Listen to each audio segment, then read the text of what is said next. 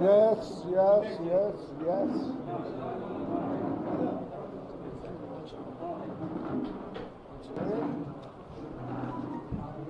ఆయన కుమారుడు అశ్విత్ రెడ్డి ఇద్దరు పోలీసులు అరెస్ట్ చేసి కోర్టులో హాజరుపరిచారు. వాళ్ళకు 14 రోజులు రిమైండ్ ఇచ్చారు.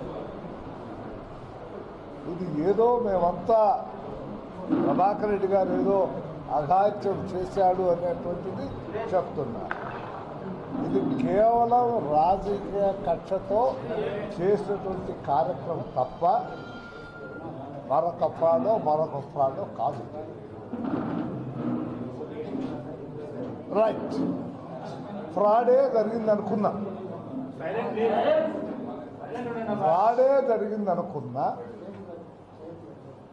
వెహికల్స్ ఇచ్చిన వాడిని మొదట అరెస్ట్ చేయాలి కదా. మీరు ఎట్లా అమ్మినాడు ఆయన?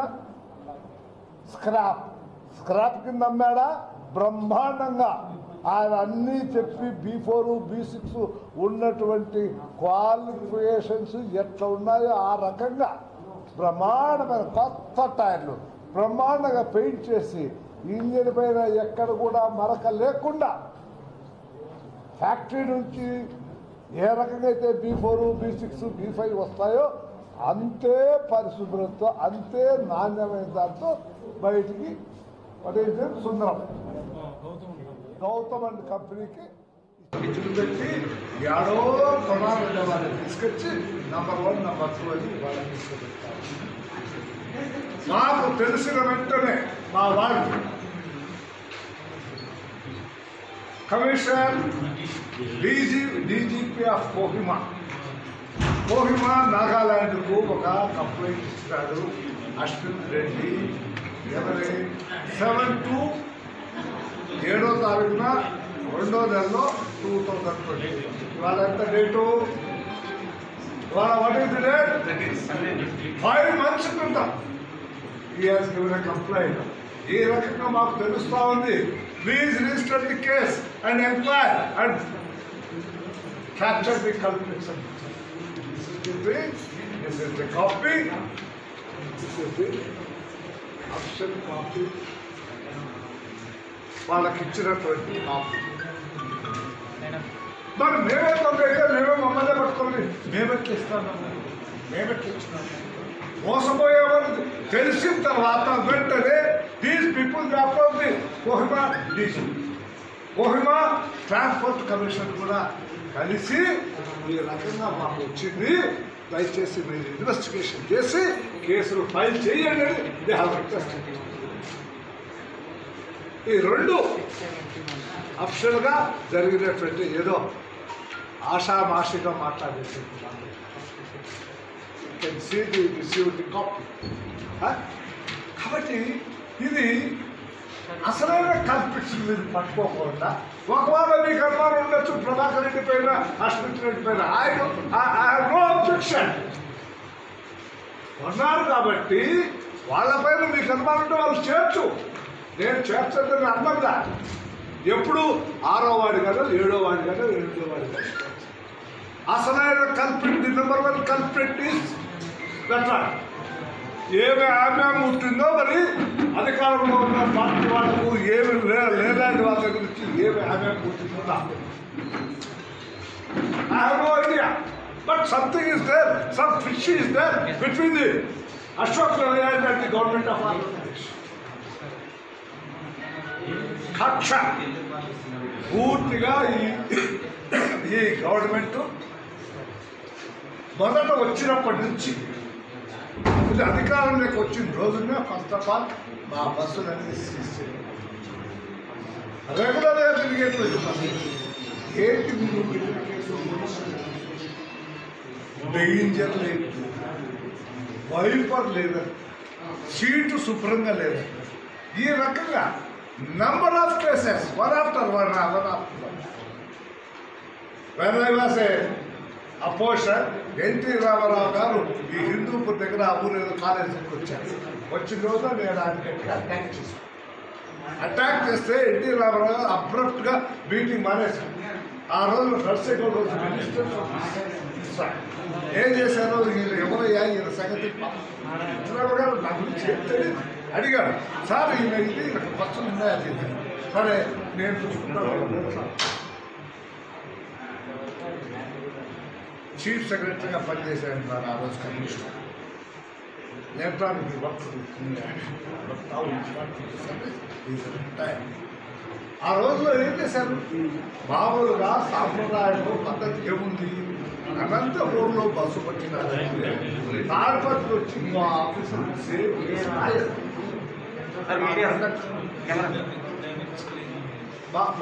మా కండక్టరు సార్ అనంతపురంలో పలానా నుంచి కేసు రాశారంటే మళ్ళా ఆ ఏడో ముఖాసం దొరకడం ఏడవ చట్ట మళ్ళా ఈ ఆఫీసు కేసులు రాయాలి. ఆనాడు మా పైన కేసులు రాశారు 101 కడపటికి ఆఫీసర్ దయతలిచి అరే ఎక్కడి నుంచి తెచ్చి కట్టారా ఇన్ని కేసులు ఏంటంటే ఆర్టీసీ బస్సు కోసం మేము నిలబెడతాం, నువ్వు బస్సులో ప్యాసింజర్ లాంటివి వేసుకొని పోరా, రేపన్నా వచ్చి కట్టరా అని చెప్పి సాధించారు. ఆ రోజు కూడా ఇంత బాధ పొందలేదు. ఇవాళ మాకు అన్నీ ఉన్నాయి. మా బస్సులు డేంజర్ లైట్ ఉంది, మీకు అందరికీ తెలుసు. మా బస్సులతో you can't compare the RTC నాదేడు. ప్రతిదానికి ఏదో కేసు. డ్రైవర్ కాదయా, నేను మిమ్మల్ని అందరినీ క్వశ్చన్ చేస్తున్నా, ఎక్కడైనా ఆర్టీసీ బస్సుకు ఎవరైనా డ్రైవర్ సీట్కు బెల్ట్ వేసుకున్నాక చూసినారా? మా పైన అది కేసు, కేసు మీద కేసు. రోజు రాడివే పడిపెట్టుకుని కక్ష సంఘటన చేశారు. కడాక ఆఫీసర్లు కూడా నమస్కారం పెట్టారు, సార్ మేము మా చేత కాదు సార్, రోజు ఇన్ని కేసు ఎక్కడ రాసేది అంటే మేము వద్దుపోవా, నువ్వు వద్దుపో, మేము శ్రీకాకుళం నుంచి పిలిపిస్తాం సార్, కాకినాడ నుంచి పిలిపించారు, చిత్తూరు నుంచి పిలిపించారు. కోర్టు పోయాం. కోర్టు పోతే ఏమని తెలుసుగా, యూ క్లెయిమ్ ది, మీ నష్టపరిహారాన్ని మీరు క్లెయిమ్ చేయండి ఆఫీసర్ల పేరు. కానీ ఎడుకో మాకు ఇష్టపడలే క్లెయిమ్ చేసేదాన్ని. చిన్న ఆఫీసు వాళ్ళు స్వతహాగా మాతో తప్పుదని వాళ్ళు క్లెయిమ్ వాళ్ళు రాయల కేసు. గవర్నమెంట్ ప్రెషర్ తట్టుకోలేదు. అందువల్ల జడ్జిమెంట్ మాకు ఫేవరబుల్గా వచ్చినా నేను ఇప్పుడు ఏ ఆఫీసర్ కూడా క్లెయిమ్ చేయలే. ఎక్కడి నుంచి మా నష్టపరిహారం ఇంత బారెడు ఉంది, ఆయన జీతం బెత్తడు ఉంది, ఆయన తక్కువ వస్తారు ఈ ఉద్దేశం. ఇది కేవలం కక్ష సాధింపు పార్టీ. మేము ఆయన పార్టీకి వ్యతిరేకం చేశామను మరొకటో నాకు తెలియదు. బహుశా ఇప్పుడు చెప్పేది ఏమిటంటే, మా బ్రదరు మా అశ్విత్ వీళ్ళిద్దరు ఎక్కడో సాక్షి దగ్గర అవుతులేదో సత్యాగ్రహమో నిరాదీక్షో నిరసన చేశారు. ఆ సందర్భాన మా బ్రదర్ ఏదో మాట్లాడారు. నిజంగా మా బ్రదర్ మాట్లాడితే తప్పే. నేను ఇప్పటికి కూడా నేను సమర్థించను. నాకు తెలిసిన నేను క్షమాపణ చెప్తాను. ఆ వాడ పద ప్రయోగం చేసి ఉంటే తప్పు, మమ్మల్ని క్షమించండి అని చెప్పి నేను పేపర్ ద్వారా కూడా మేము ఎప్పుడు దుర్మార్గానికి ప్రోత్సహించడానికి ఏదో కరమదాలక వాడు మామూలుగా. నేనైతే జనరల్గా నీ అబ్బా అనేటువంటి మాట ఒక భూత పదం. నీ అబ్బా అన్నంత మాత్రాన మీ తండ్రి గారినో మీ తాతగారినో నేను అదొక పొరపాటు, ఒక భూత పదం. అట్లాంటిదే వాడేదో ప్రయోగం వాటెవరిటి తప్పే. మేము క్షమాపణ పబ్లిక్గా దాన్ని పట్టుకొని రాయలసీమ బుద్ధి, రాయలసీమలో ఫ్రాక్షన్కి ఉన్నటువంటి బుద్ధి ఏం తెలిసినా, మొట్టమొదట వాడి ఆర్థిక పద్ధతుల్లో నాశనం చేయాలా, వాడు బజార్ను అడకదింటే అప్పుడు వాడు ఎగోయిజము ఇదవుతుంది. ఇవాళ ఎట్లా ఉందంటే, ఆయనే రాజు ఆయనే మంత్రి. తుగ్లక్ పరిపాలన కూడా ఈ రకంగా లేదు. కొత్తగా ఈ రాష్ట్రంలో కాదు, ఈ దేశంలో మొట్టమొదటిసారిగా కొత్తగా ప్రవేశపెట్టింది నేను అనుకుంటున్నాను. ఈ దేశంలో ఏ రాష్ట్రంలో కూడా ఇలాంటి మహానుభావుడు ముఖ్యమంత్రి గారు గతంలో రాలేదు, రాబోయే రాదు. కేవలం కక్ష సాధించాలి. రాయలసీమలో కక్ష ఏమిటి? మొట్టమొదట వాడిని ఆశ్చర్యపోవాలి, నరక, వాడికి డబ్బులు లేకుండా చేయాలి, వాడి భార్య అడక్కనింటా ఉంటే చూసి ఈయన ఎప్పుడు చూసారు. మా పరిస్థితి ఆ రకంగా లేకపోయినా మేము అన్ని రకాలుగా ఫైనాన్షియల్గా బట్టలు కూడిపోయి బజారు. మా దగ్గర 40 సంవత్సరాలు 30 సంవత్సరాలుగా పనిచేసి ధైర్యం కాదు. ఇవాళ వాళ్ళు బొమ్మట ఎక్కడ పోతారు? కాబట్టి వాళ్ళకందరికీ చర్చిస్తున్నదే. మేము చిన్న తినకపోయినా, మేము అప్పులో ఉన్నా తప్పులో ఉన్నా వాళ్ళని చూడాలి. Transport operator who ever it may be, not only in Andhra Pradesh, everywhere in India, operator అన్నటువంటి వాడు బస్సు కొన్నాడు, లారీ కొన్నాడంటే వాడు ఫైనాన్స్ కార్పొరేషన్ ఉన్న అప్లికేషన్ బ్యాంకర్స్ దగ్గర. మేము బ్యాంకర్స్ దగ్గర ఎంత డబ్బు ఇవ్వాలో నాకైతే తెలియదు. ఇంత నాకు, ఎందుకంటే నాకు లారీ బస్సు నాకు అప్పుడు సబ్సిడీలో తెలియదు. కానీ బ్యాంకర్స్ కూడా దయాదాక్షిణ్యంతో మొన్న రోడ్లు చూస్తున్నారు కాబట్టి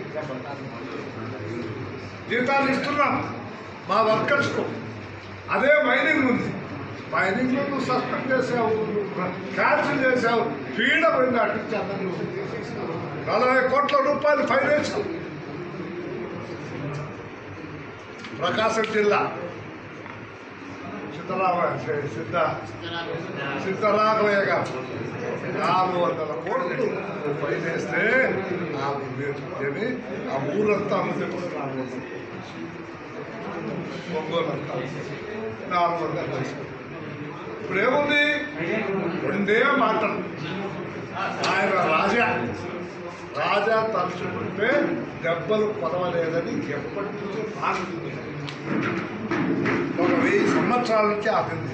దాన్ని ఉపయోగిస్తున్నాడు. లేకపోతే నీ బాధ్యం దొరాన్ని కాదు సాధిస్తున్నాడు. ఇంకా ఉన్నాడు రవిగౌడు, వాడికి కూడా అదే కర్మ. వాడి తర్వాత నేను ఉన్నా. నా వరకైతే నేను స్వంతంగా చెప్పిన, నా తాతలు ఇచ్చింది 10 ఎకరాలు భూమి, హాయిగా చెట్టు ఉంది, చెట్టుకు నేను నా భార్య ఇంత కొట్టుకొని మా పిల్లలు బాగా చదువుకున్నారు. ఇది కాకపోతే ఇంకోటి ఎక్కడో నేను మాత్రం ఈ పార్టీని వదిలిపెట్టి పోయేది లేదా, ఆ పార్టీ వచ్చేది. సరే ఇంకా మాకు ఇబ్బందులు పెడతాడు. ఇప్పుడు అయిపోయింది. బహుశా నేను కూడా ఏ రోజు లోపలికి పోతాను నాకు తెలియదు, ఏ రోజు లోపలికి పోతాను తెలియదు. పోయారని కానీ ఆయనకు అల్లా పైన నమ్మకం చేసుకుంది.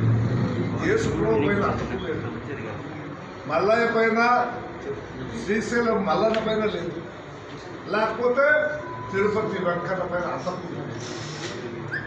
ఆయనకు అహం మైసెల్ఫ్ ఐ యామ్ అనేటువంటి విశ్వాసం. లేదా నాకు ఈయన దేవుడి కంటే కూడా నరేంద్ర మోడీ గారు నేను ఆయన ఈ 4 సంవత్సరాలు nobody will dare enough to touch him, to say anything against him. ఆయన ఏది కోరి తీసుకున్నటువంటి IAS officer, some of those people are very eminent people, very honest people. అటువంటి వాళ్ళ మాట కూడా ఆయన వినడం లేదు. చీఫ్ సెక్రటరీ నాకు చాలా బాధాకరంగా ఉంది. చీఫ్ సెక్రటరీ ఇవాళ రేపు ఆయన ఏ కాగితం చెప్తే ఆ కాగితాన్ని సంతకం పెట్టి మన అడ్మినిస్ట్రేషన్ ఎంత దిగడానికి బాధ. 150 సంవత్సరాలు బ్రిటిష్ పాలనలో సెటప్ అయినటువంటి అడ్మినిస్ట్రేషన్ ఇవాళ ఆంధ్రప్రదేశ్లో ఖర్చు ఇది ఎక్కడికి పోతుందో ఇది కేవలం ఈయనతో ఆగితే పర్వాలేదు. ఈయన పర్మనెంట్ ఏదో ఒక రోజు ఆయన స్టెప్ డౌన్ అవుతాడు. ఏ ఎక్స్ వస్తాడో వై వస్తాడో ఎవడొచ్చినా ఇంకా ఇంతకంటే దుర్మార్గమే పరిపాలన. ఇవాళ ఈ రాష్ట్రంలో ఈ so called IAS IPS other officers అందరికీ నడుపులేదు, ఎవరికి వెన్నెముక లేదు, వంగిపోయారు. నీ బాధ్యం ద్వారా అనేటువంటి మాట తప్ప ఎక్కడ వినపడుతుంది. అలాంటి కాగితమైనా సరే సంతకం పెట్టడం ఒకటి తీసి అధికారం ఇది చాలా దురదృష్టకరం. ఆఫీసర్లు కూడా అర్థం చేసుకోవాలి. ఎలా కాలం ఈ గవర్నమెంట్ ఇప్పటికే మన డీజీపీ గారి మీద మన చీఫ్ సెక్రటరీ గారి మీద ఎప్పుడు డీజీపీ చీఫ్ సెక్రటరీలు నాకు తెలిసినంత వరకు కోర్టుకు హైకోర్టుకు లేరు. ఆ దౌర్భాగ్యం వాళ్ళ రాష్ట్రంలో ఆఫీసర్లు ఇప్పటికే కొంతమంది ఆఫీసర్లకు జైలు శిక్ష జైలు జీవితం గడిపించినటువంటి వాళ్ళు. మరి నాకైతే అర్థం కావడం లేదు, ఈ పెద్ద పెద్ద ఆఫీసర్లకు ఎందుకు పోయే కాలం వచ్చి వాళ్ళు ఈ రకంగా చేస్తున్నారు. వాళ్ళకున్నటువంటి ప్రతిష్టంగా వాళ్ళు చాలామంది చాలా చక్కగా పరిపాలన చేసే అనుభవం ఉన్నటువంటి వాళ్ళు కూడా చేస్తున్నారు. రాష్ట్రంలో ఉన్నటువంటి ఏం చేయలేము. నేనే కాదు, చంద్రబాబు నాయుడు ఏం చేయలేదు, ఎవరు ఏం చేయలేదు. బహుశా నేను అనుకుంటున్నా చంద్రబాబు నాయుడు గారిని టచ్ చేస్తే మాత్రం తిరుగుబాటు వస్తుంది. అలాంటి వాడి మీద ఏమి టచ్ చేసినా ఈపులు పాల్గొట్టో ఎవరు తిరుగుబాటు రాదు. కానీ but people will not tolerate, Andhra Pradesh people will not tolerate. ఇప్పటా అతను పొరపాటు కూడా చంద్రబాబు నాయుడు గారిని టచ్ చేస్తే దాన్ని